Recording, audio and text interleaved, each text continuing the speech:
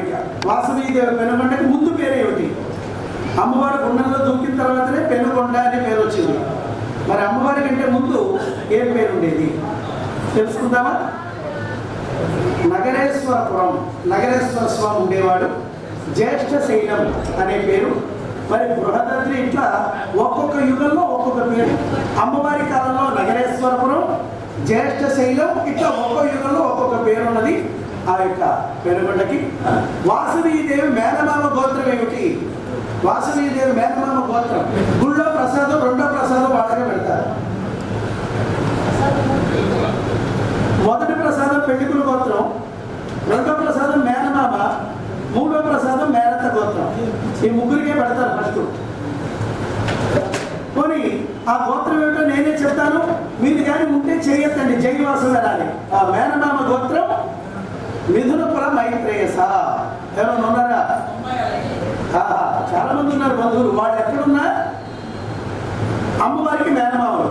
మరి అట్లాగే ఇంకొకటి వాసవీదేవి మేనత్త గోత్రం ఏమిటి?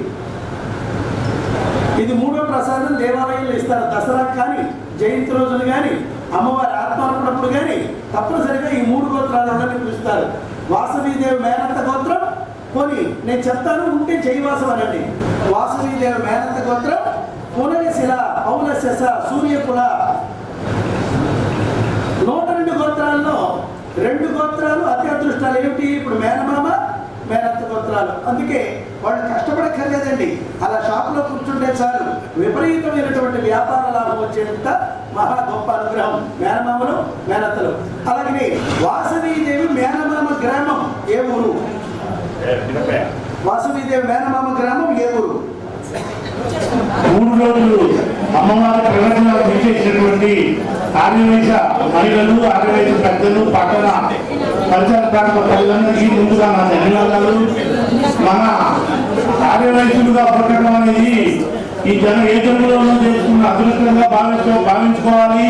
అట్లాగే మరి మన ఆర్యవైశ్యుల్లో అన్ముత్యం లాంటి వారు శ్రీ రామ సుబ్రహ్మణ్యం గారు, సుబ్రహ్మణ్యం గుప్తా గారు. ఎందుకంటే గతంలో కూడా వాళ్ళు నరసరావుపేటలో సుమారు 18 రోజుల పాటు ఈ కార్యక్రమాలు నిర్వహించున్నారు.